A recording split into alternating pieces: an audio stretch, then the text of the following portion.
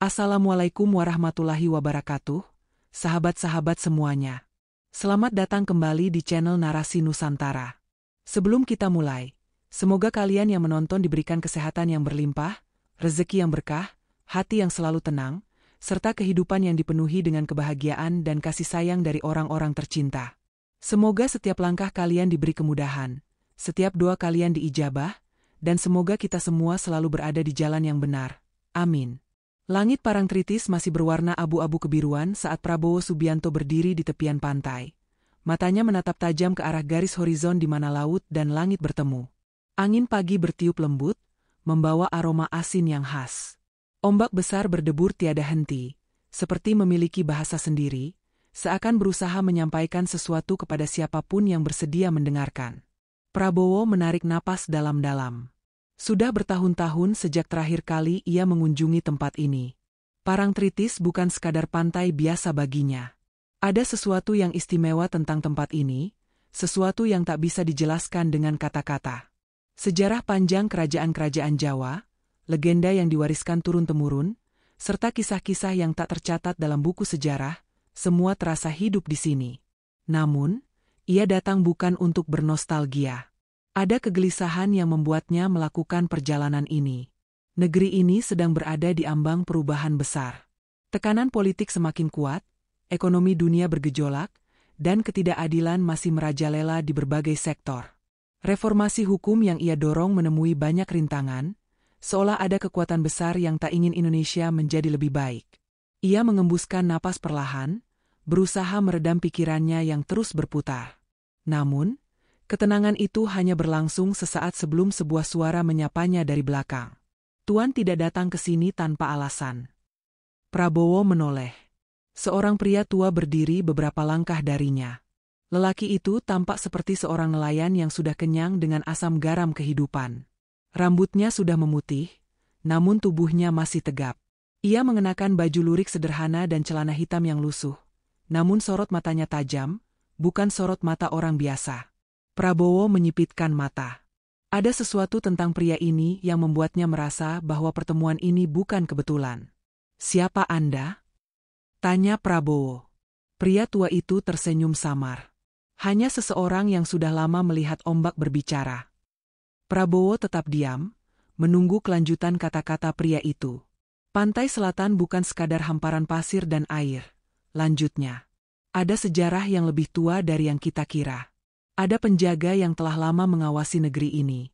Dan ada pesan yang harus Tuan dengarkan." Prabowo tetap menatapnya, tidak tergesa-gesa menanggapi. Sejak kecil, ia diajarkan untuk tidak langsung percaya pada hal-hal yang bersifat metaforis atau mistis. Ia adalah orang yang berpikir strategis dan logis. Namun, ia juga bukan orang yang mengabaikan kebijaksanaan yang tersembunyi di balik kata-kata yang dalam. Pria tua itu lalu merogoh sesuatu dari saku bajunya dan mengeluarkan sebuah gulungan kain. Ia menyerahkannya dengan penuh kehati-hatian, seolah benda itu sangat berharga. "Bacalah, Tuan. Ini bukan pesan biasa. Ini adalah amanah." Prabowo menerima kain itu dengan kedua tangannya. Teksturnya kasar, seperti ditenun dengan tangan. Perlahan, ia membuka gulungan itu. Di dalamnya tertulis serangkaian kata dalam aksara Jawa yang tertulis dengan rapi dan indah. "Jangan biarkan sejarah berulang. Negeri ini butuh keberanian, bukan kompromi. Lawan ketidakadilan, tegakkan keadilan. Ada yang menunggu di batas selatan, yang telah lama menjaga negeri ini." Prabowo membaca tulisan itu berulang kali. Kata-kata ini bukan sekadar peringatan, melainkan juga sebuah panggilan. Ia mengangkat wajahnya, hendak bertanya kepada pria tua itu, "Siapa yang menulis ini?" Namun, saat ia menoleh ke samping, pria itu sudah tidak ada di sana.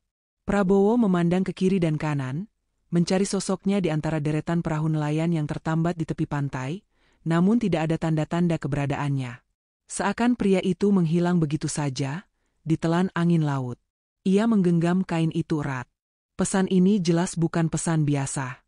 Angin bertiup lebih kencang, ombak semakin keras menghantam karang, seolah merespons kegelisahannya. Di kejauhan, langit yang tadinya terang mulai tertutup awan mendung. Prabowo tahu Perjalanannya baru saja dimulai. Prabowo masih berdiri di tepi pantai, membiarkan angin laut menerpa wajahnya. Gulungan kain di tangannya terasa lebih berat daripada seharusnya. Kata-kata dalam aksara Jawa yang tertulis di dalamnya terus bergema di benaknya. Jangan biarkan sejarah berulang. Negeri ini butuh keberanian, bukan kompromi. Lawan ketidakadilan, tegakkan keadilan. Ada yang menunggu di batas selatan, yang telah lama menjaga negeri ini. Siapa yang menulis ini? Mengapa pesan ini seakan langsung berbicara kepadanya? Dan yang lebih membingungkan, siapa pria tua yang memberikannya? Bagaimana mungkin ia bisa menghilang begitu saja? Prabowo tidak percaya pada hal-hal mistis.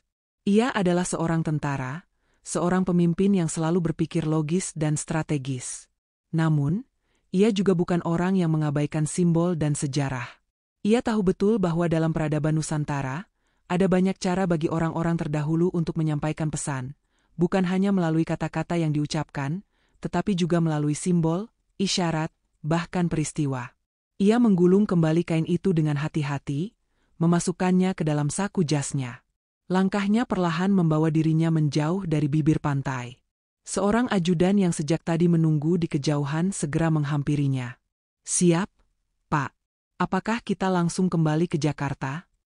Prabowo tidak langsung menjawab. Pikirannya masih dipenuhi dengan pesan yang baru saja ia terima. "Tidak," jawabnya akhirnya. "Saya ingin bertemu seseorang terlebih dahulu." Misteri di balik pesan. Mobil SUV hitam yang membawanya melaju melewati jalanan berbatu, meninggalkan Parangtritis dan menuju ke arah Yogyakarta. Prabowo tahu persis siapa yang harus ia temui. Dalam situasi seperti ini, ia butuh seorang penerjemah, bukan sekadar penerjemah aksara, tetapi seseorang yang memahami filosofi dan makna tersirat di balik pesan ini. Ia mengingat seorang profesor yang pernah ditemuinya dalam diskusi tentang sejarah Nusantara beberapa tahun lalu. Namanya Profesor Wiryawan, seorang ahli sejarah dan budaya Jawa yang mengabdikan hidupnya untuk meneliti jejak-jejak peradaban Nusantara. Saat tiba di rumah Profesor Wiryawan di daerah Kota Gede, suasana sore mulai menyelimuti kota. Rumah itu bergaya joglo tradisional, dikelilingi oleh taman dengan pepohonan rindang. Seorang asisten rumah tangga membukakan pintu dan mempersilakan Prabowo masuk. Tak lama kemudian, Profesor Wiryawan muncul dari dalam, mengenakan kemeja batik sederhana dengan kacamata yang bertengger di hidungnya. "Pak Prabowo, ini kejutan. Apa yang membawa Anda kemari?" tanyanya sambil tersenyum. Prabowo tidak membuang waktu. Ia mengeluarkan gulungan kain dari sakunya dan menyerahkannya kepada Profesor Wiryawan. "Saya ingin tahu apa makna di balik pesan ini." Profesor Wiryawan menerima kain itu dengan hati-hati. Ia membukanya perlahan dan mulai membaca tulisan yang tertera di atasnya. Sejenak, ekspresinya berubah serius. Matanya menyipit, seolah mencoba menggali lebih dalam makna di balik kata-kata itu. "Ini bukan sekadar pesan biasa, Pak Prabowo," katanya akhirnya. "Ini adalah peringatan sekaligus panggilan." "Peringatan tentang apa?" Profesor Wiryawan menghela napas. "Ada banyak hal yang bisa kita bahas dari pesan ini.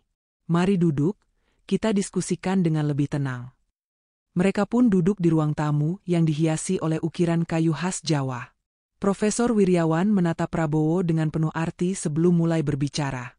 Pesan ini menggunakan bahasa simbolis, seperti kebanyakan pesan dari leluhur kita. Kata-kata, "Jangan biarkan sejarah berulang," bisa merujuk pada banyak peristiwa dalam sejarah kita, mulai dari penjajahan, pengkhianatan, hingga kehancuran akibat keserakahan. Ia menunjuk pada baris berikutnya. "Negeri ini butuh keberanian, bukan kompromi." Ini jelas sebuah seruan. Mungkin ada pihak-pihak yang ingin Anda bernegosiasi atau mengalah, tapi pesan ini menekankan bahwa justru keberanianlah yang dibutuhkan. Dalam konteks politik dan kepemimpinan, ini bisa berarti Anda harus tetap teguh pada prinsip meskipun ada tekanan dari berbagai arah. Prabowo tetap diam, mencerna setiap kata yang diucapkan Profesor Wiryawan.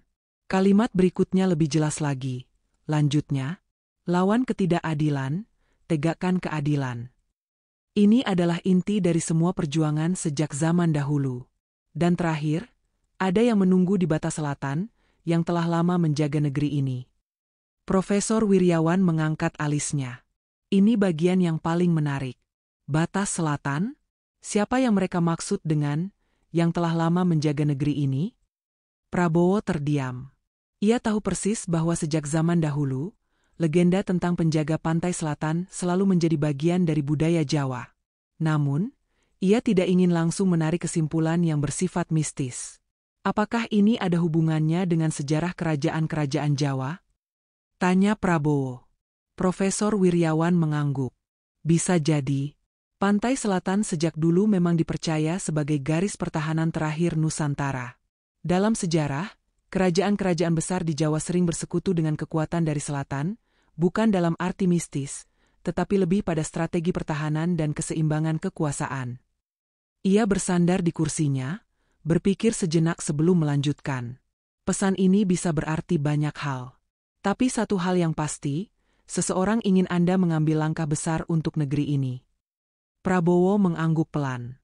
Di kepalanya, potongan-potongan teka-teki mulai menyatu. Ini bukan sekadar pesan. Ini adalah sebuah panggilan. Dan ia tahu, apapun yang akan terjadi selanjutnya, ia tidak bisa mengabaikan pesan ini. Prabowo duduk diam di ruang tamu rumah Profesor Wiryawan, memandangi gulungan kain beraksara Jawa yang masih terbuka di atas meja kayu ukiran lawas. Pikirannya masih berputar, mencoba menghubungkan pesan ini dengan situasi yang sedang terjadi di Indonesia. Di luar, senja mulai turun, menebarkan cahaya keemasan di langit Yogyakarta. Suara burung perkutut terdengar samar dari kejauhan, berpadu dengan desir angin yang menggerakkan dedaunan. Profesor Wiryawan menyesap teh hangatnya dengan tenang sebelum kembali berbicara. Pak Prabowo, katanya dengan suara dalam, saya ingin bertanya, mengapa Anda merasa pesan ini ditujukan kepada Anda? Prabowo menghela napas panjang. Ia telah berada di dunia militer dan politik selama puluhan tahun, terbiasa dengan berbagai intrik dan permainan kekuasaan. Namun, pesan ini terasa berbeda. Bukan berasal dari para elit politik atau kelompok berkepentingan, melainkan dari sesuatu yang lebih tua, lebih dalam, seolah berasal dari lapisan sejarah yang jarang tersentuh. Saya tidak bisa mengabaikannya, Profesor, jawab Prabowo. Kata-kata dalam pesan ini seakan menegaskan sesuatu yang selama ini saya perjuangkan. Negeri ini memang membutuhkan keberanian, bukan kompromi. Ada begitu banyak pihak yang lebih suka mempertahankan status quo daripada membuat perubahan nyata. Profesor Wiryawan mengangguk pelan. Dan bagian terakhir pesan ini, tentang batas selatan? Prabowo termenung. Itu yang masih menjadi teka-teki bagi saya. Profesor Wiryawan berdiri dan berjalan menuju rak bukunya. Jemarinya yang keriput menyusuri deretan buku-buku tua, sebelum menarik satu buku dengan sampul kulit berwarna coklat tua. Ia kembali duduk, membuka halaman tengah buku itu, dan menunjukkannya kepada Prabowo. Di halaman itu ada sebuah peta kuno yang menggambarkan wilayah Nusantara dengan garis-garis pertahanan kerajaan-kerajaan Jawa kuno. Apakah Anda tahu bahwa sejak zaman Majapahit, batas selatan sering dianggap sebagai benteng pertahanan terakhir? Pantai selatan bukan hanya sekadar wilayah geografis, tapi juga memiliki makna strategis. Ketika kerajaan-kerajaan di Jawa menghadapi ancaman besar, mereka selalu melihat ke selatan, bukan hanya sebagai perlindungan tetapi juga sebagai tempat untuk menyusun kekuatan baru. Prabowo memandangi peta itu dengan saksama. Apa maksudnya, Profesor? Apakah ini ada kaitannya dengan situasi saat ini? Profesor Wiryawan menutup bukunya perlahan. Sejarah selalu berulang, Pak Prabowo. Yang berbeda hanya tokoh dan zamannya. Jika ada pesan yang menyinggung tentang batas selatan, bisa jadi ini bukan hanya pesan tentang geografi, tapi tentang strategi. Sesuatu sedang terjadi, sesuatu yang besar, dan Anda diminta untuk memperhatikan dengan lebih cermat. Saat percakapan itu berlangsung, di Jakarta, sebuah pertemuan rahasia sedang berlangsung di sebuah ruangan tertutup. Beberapa tokoh penting dari berbagai latar belakang duduk melingkar di meja panjang. Mereka berbicara dengan suara pelan, tapi tegang. Seorang pria berkemeja putih berbicara lebih dulu. Informasi terakhir yang kita dapatkan menunjukkan bahwa ada pergerakan besar dalam sektor keuangan dan sumber daya negara. Beberapa kebijakan yang sedang digodok di DPR berpotensi menguntungkan segelintir pihak dan melemahkan kontrol negara. Seorang perempuan yang duduk di sebelahnya menimpali. Dan lebih dari itu, ada tekanan dari pihak luar. Beberapa negara besar tidak ingin Indonesia menjadi terlalu mandiri dalam kebijakan ekonominya. Mereka lebih suka kita tetap bergantung pada mereka. Seorang pria tua yang duduk di ujung meja mengetuk jarinya pelan di atas meja kayu.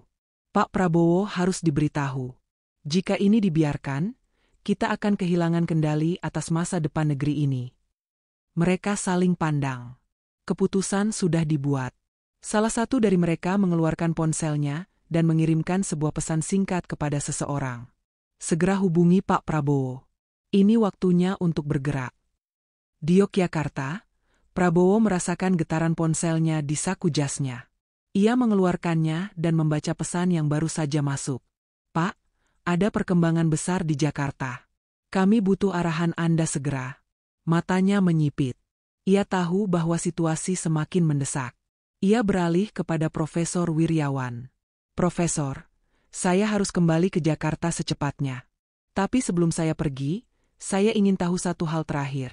Siapa menurut Anda yang bisa mengirimkan pesan ini kepada saya? Profesor Wiryawan terdiam sejenak, lalu berkata dengan nada tenang. Ada banyak kemungkinan, Pak Prabowo.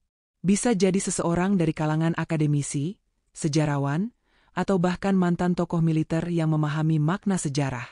Tapi satu hal yang pasti, pesan ini bukan dari sembarang orang. Ini berasal dari seseorang yang memiliki pemahaman mendalam tentang bangsa ini. Prabowo mengangguk. Ia menggenggam gulungan kain itu erat sebelum memasukkannya kembali ke saku jasnya. Saya akan mencari tahu sendiri, katanya. Beberapa saat kemudian, mobilnya melaju keluar dari halaman rumah Profesor Wiryawan, menuju bandara. Di dalam kendaraan, Prabowo menatap keluar jendela. Langit malam mulai menaungi Yogyakarta, tapi pikirannya masih terang. Pesan ini bukan kebetulan. Dan ia akan menemukan jawabannya. Pesawat jet pribadi yang membawa Prabowo meluncur mulus di landasan Bandara Adi Sucipto, meninggalkan Yogyakarta menuju Jakarta. Di dalam kabin yang hening, Prabowo duduk dengan mata terpejam, mencoba mengatur strategi dalam pikirannya. Gulungan kain beraksara Jawa itu masih ia simpan di dalam sakunya. Sejak menerima pesan itu, pikirannya terus berputar. Siapa yang mengirimnya? Dan apa hubungan pesan ini dengan situasi politik dan ekonomi di Indonesia saat ini? Seorang ajudan yang duduk di seberangnya, akhirnya memberanikan diri untuk berbicara. Pak, apa yang sedang kita hadapi? Prabowo membuka matanya, menatap lurus ke arah ajudannya. Sebuah peringatan. Dan mungkin juga sebuah ujian. Ajudannya mengernyit. Maksud Bapak? Kita berada di persimpangan jalan, seperti yang sudah-sudah. Negeri ini selalu diuji oleh sejarahnya sendiri. Dan pesan ini, Prabowo menepuk sakunya, tempat gulungan kain itu berada, adalah tanda bahwa ada yang harus kita waspadai. Ajudannya mengangguk, meski masih belum sepenuhnya memahami maksud Prabowo. Ia tahu, jika atasannya berkata seperti ini, pasti ada sesuatu yang lebih besar sedang terjadi di balik layar. Saat pesawat mulai memasuki wilayah udara Jakarta, Prabowo kembali merenungkan pertemuannya dengan Profesor Wiryawan. Ada satu hal yang masih menggantung di benaknya. Pantai Selatan sejak dulu bukan hanya sekadar batas geografis, tapi juga benteng pertahanan terakhir.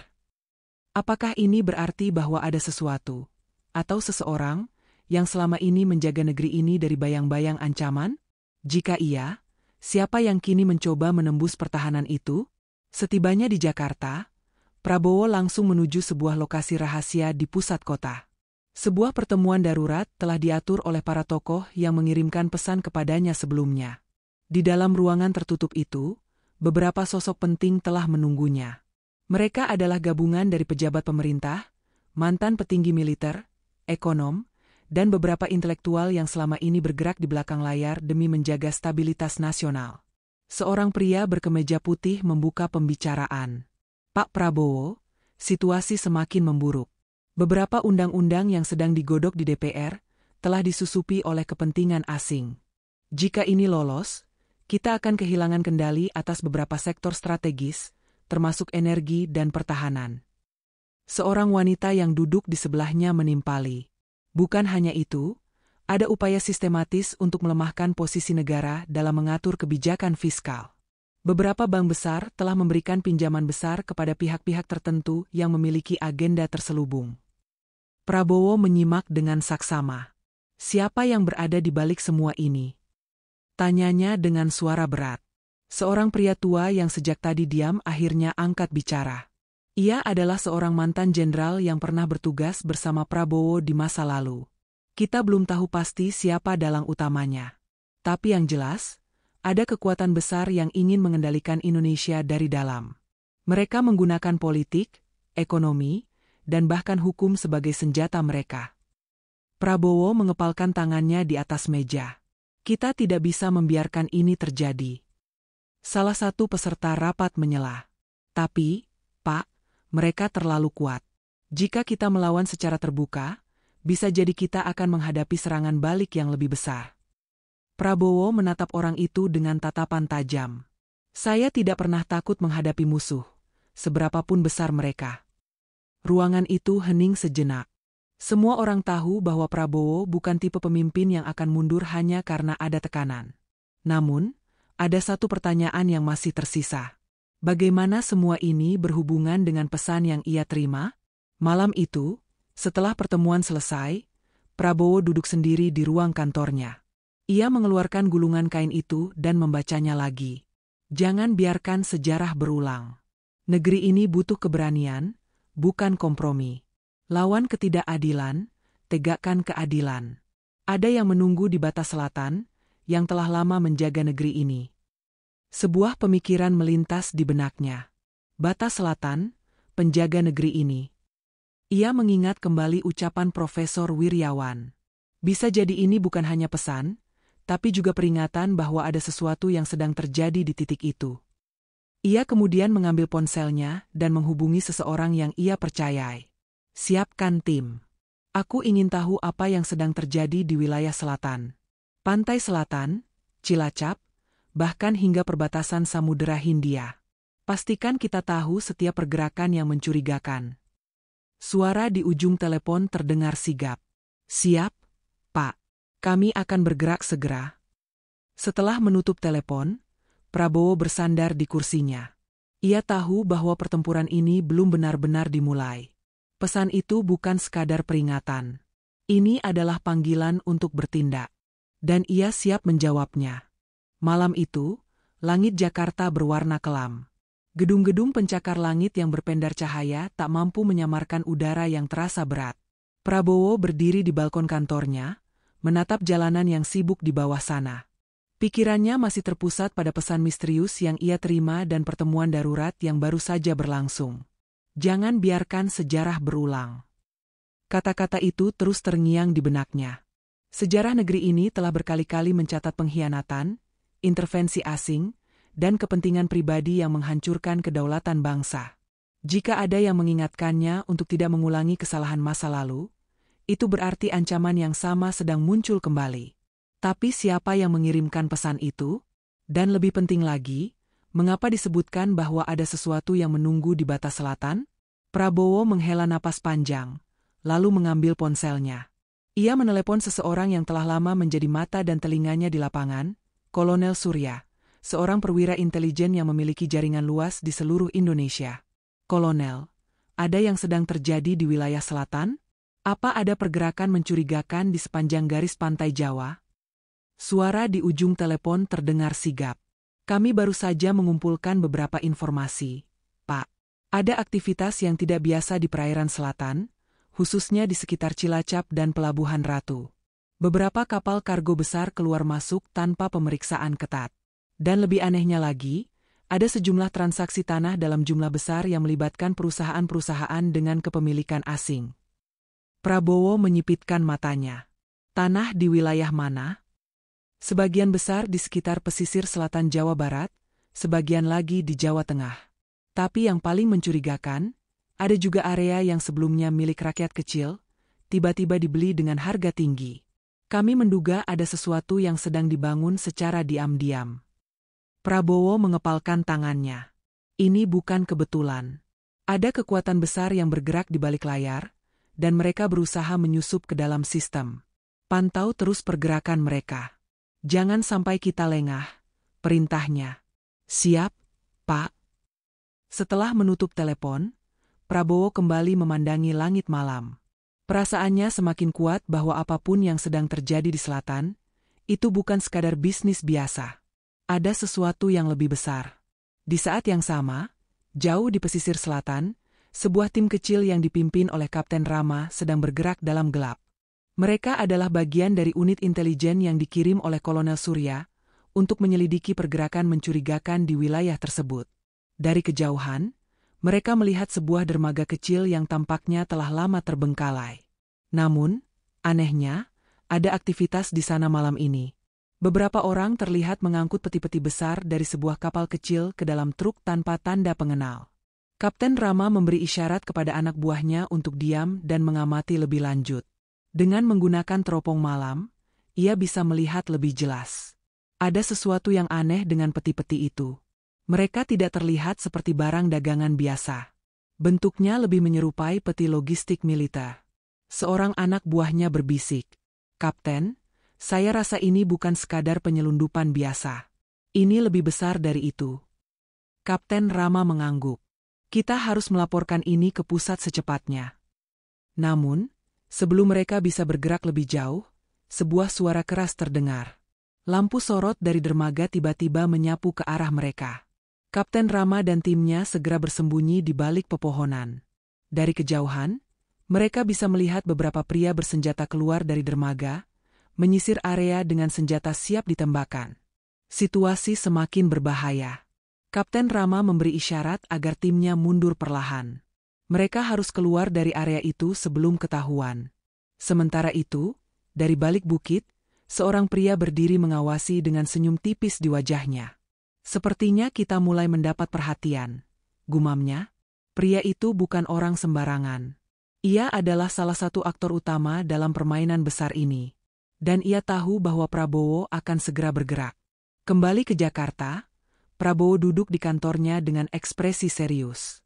Ia baru saja menerima laporan dari Kapten Rama. Apa yang terjadi di selatan lebih besar dari dugaan awal. Saat ia tengah berpikir, ponselnya tiba-tiba berdering. Nomor yang muncul di layar bukan nomor biasa.